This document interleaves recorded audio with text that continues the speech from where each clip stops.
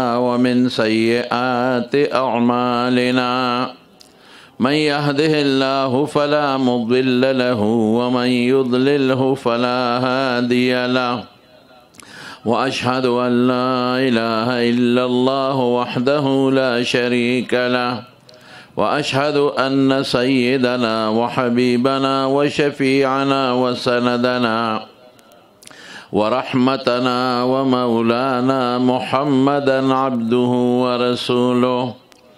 أما بعد فإن أصدق الحديث كتاب الله وأحسن الهدي هدي محمد صلى الله عليه وسلم وشر الأمور محدثاتها وكل محدثة بدعة وكل بدعة ضلالة وكل ضلالة في النار.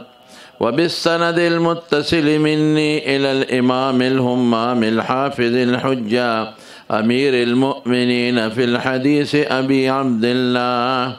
أبي عبد الله محمد بن إسماعيل بن إبراهيم بن المغيرة بن بردزبة الجعفي البخاري اليماني رحمه الله تعالى ومتعنا بعلومه آمين. قال باب قول الله عز وجل ونتبع الموازين القسط ليوم القيامة وأن أعمال بني آدم وقولهم توزن.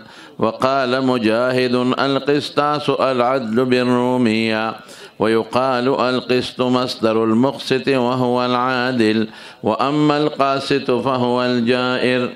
وبه قال حدثنا أحمد بن أشكاب قال حدثنا محمد بن فضيل عن عمارة بن القعقاع عن أبي زرعة عن أبي هريرة رضي الله تعالى عنه وعنهم قال قال النبي صلى الله عليه وسلم كلمتان حبيبتان إلى الرحمن خفيفتان على اللسان ثقيلتان في الميزان سبحان الله وبحمده سبحان الله العظيم.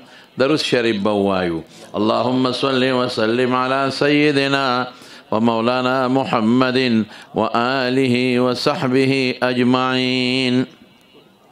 زما عزت مندرونو نن دلتا د یو نوې مدرسې پرانست او افتتاح کیږي چې زموږ ګران قدر محترم رور حضرت مولانا محمد شعیب صاحب حفظه الله دا ټوله ذمہداري په خپل سر باندې برداشت کړې ده. د بناتو مدرسه به مې د جینکو او د هلکانو به مې اوس هم تقریبا ګڼ شمېر جینکې دا د تجوید نه او دا دغه رنګې د افتاء نه او د بخاری شریف دا درس نظامی نه فارغې شوي دي او ډېر هلکان هم پکې فارغ شوي دي د تخصص نه. نو د هغې په خوشحالۍ کې دا مجلس جوړ دی او یو افتتام د دې مدرسې ده. الله دې د دې مدرسو له برکتونه ورکړي او ترقي دې الله ورکړي او د مولانا محمد شعیب صاحب محترم دا خواري د خدای په خپل درگاه کې قبوله کړي او د بچی بیګا و آدم شوی دی الله دې د دې بچی او د انګور په خوشاله کړي. محترم زه ما مخکې علما راغلي دي زما ډېر ګران قدر محترم رور شیخ الحدیث شیخ التفسیر پیر طریقت حضرت مولانا حزب الله جان صاحب زیده مجدهم او زما ډېر ګرانه رونه دوستان حضرت مولانا شیخ الحدیث محمد هاشم صاحب دامت برکاتهم او حضرت مولانا شیخ الحدیث مولانا شوکت علی صاحب زیده مجدهم.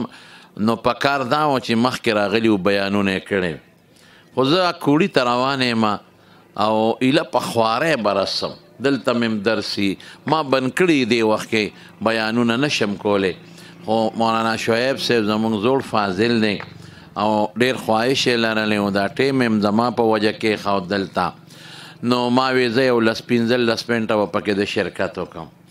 د کوړي سبقونه تاسو ته پته را دې ورځو کې زموږ سبقونه اخیري وختونو کې نو قضی پکې هم نشو کولی.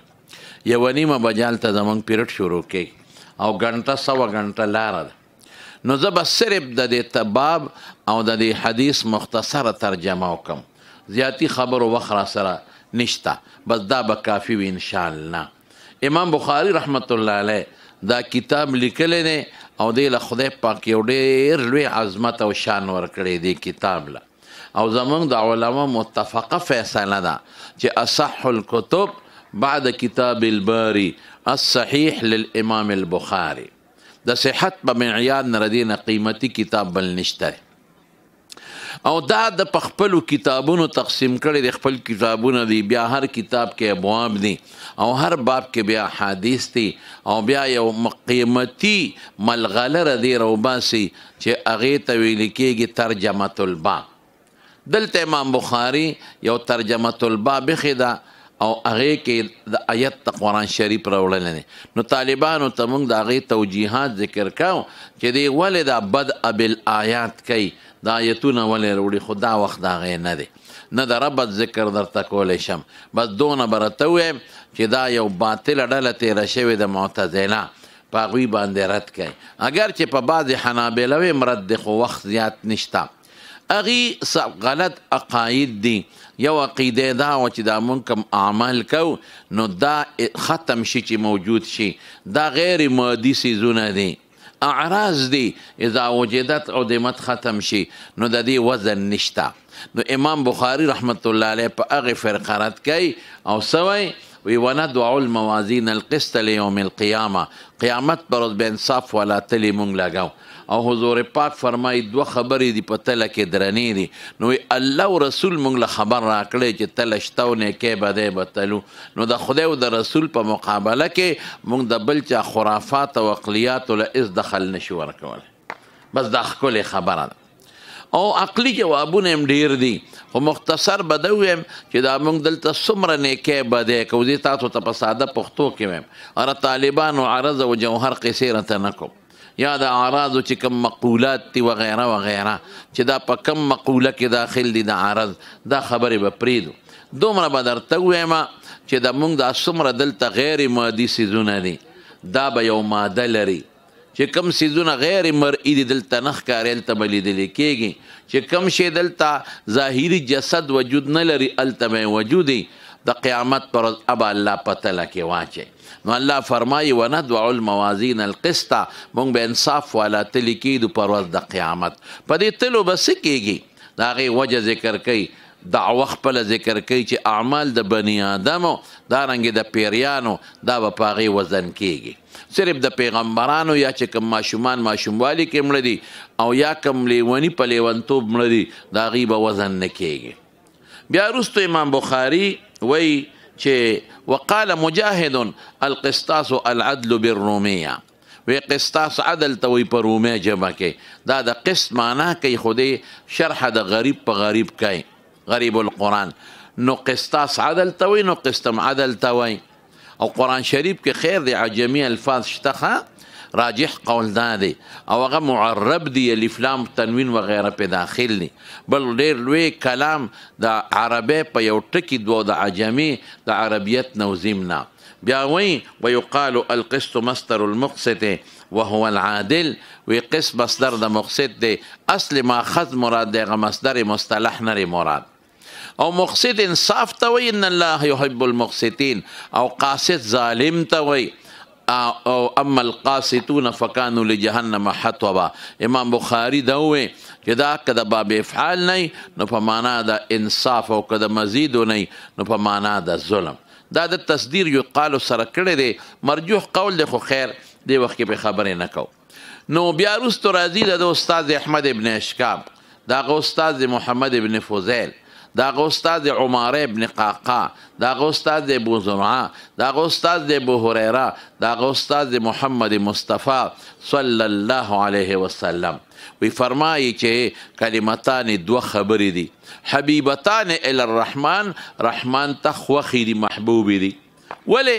ځکه چې د الله ټولو صفتونو له باندې مشتملې دي. دا د الله یو صفت ته بار نه دی، او د الله صفت چې څوک کوي الله پې خوشحالېږي.